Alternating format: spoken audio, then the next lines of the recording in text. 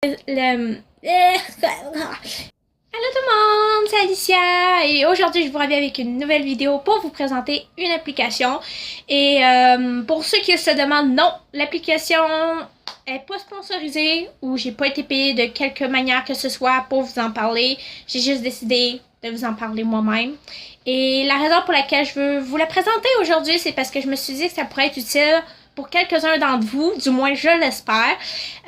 Si c'est pas pour vous, ça peut être pour un ami ou un membre de la famille, peu importe.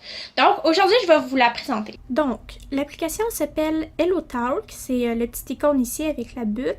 Donc, c'est une application en fait de communication, si je peux vous dire, pour vous aider à apprendre des langues. Donc, je vais vous expliquer un petit peu plus. Donc, ici, c'est mon profil. Si vous voyez aura mon visage, ils disent que je suis canadienne et juste en dessous, ils disent que ma langue native est le français et que j'apprends le japonais. Donc, ce que ça va faire, l'application va vous trouver quelqu'un qui matche avec votre profil.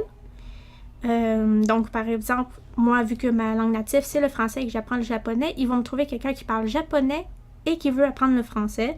Et ça va m'aider. On peut, en fait, s'entraider pour apprendre chacun la langue. Par exemple, si vous allez sur rechercher, ici, c'est toutes des personnes qui vous proposent que vous pouvez communiquer avec et qui apprennent le français ou peut-être plusieurs autres langues. Ensuite, Moment, c'est un peu comme un Instagram ou un Facebook. Vous pouvez partager des photos ou des anecdotes ou ce que vous voulez en fait pour faire connaître votre pays aux autres personnes qui vous suivent ou pour pratiquer votre langue que vous apprenez, etc. Et les personnes peuvent vous corriger. Ensuite, vous avez les chats où ce que vous pouvez parler avec des gens. Et ce qui est bien avec les chats, c'est que... Donc, par exemple, si je vous montre, si j'ouvre le menu ici, il y a différentes icônes. Donc, il y a celui-ci donc, qui permet d'avoir le Romaji, qu'on appelle les lettres en lettres romaines. Donc, ça aide souvent quand ils écrivent des kanji qu'on connaît pas. Il y a celui-ci qui est un truc de...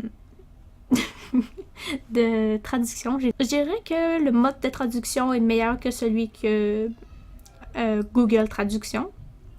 Mais il n'est pas toujours parfait.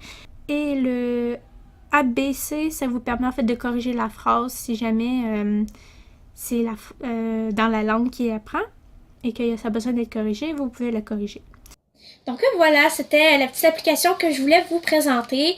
C'était la vidéo pour cette semaine. Aussi, je sais pas si je vais avoir le temps de vous faire une vidéo la semaine prochaine. La raison est que je vais être partie en voyage à New York, donc je suis vraiment excitée.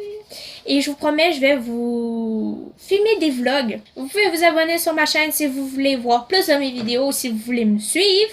Et puis, vous pouvez me laisser un commentaire parce que j'aime vos commentaires. Et puis, je vous dis à la semaine prochaine ou dans 2 semaines. Ciao, ciao!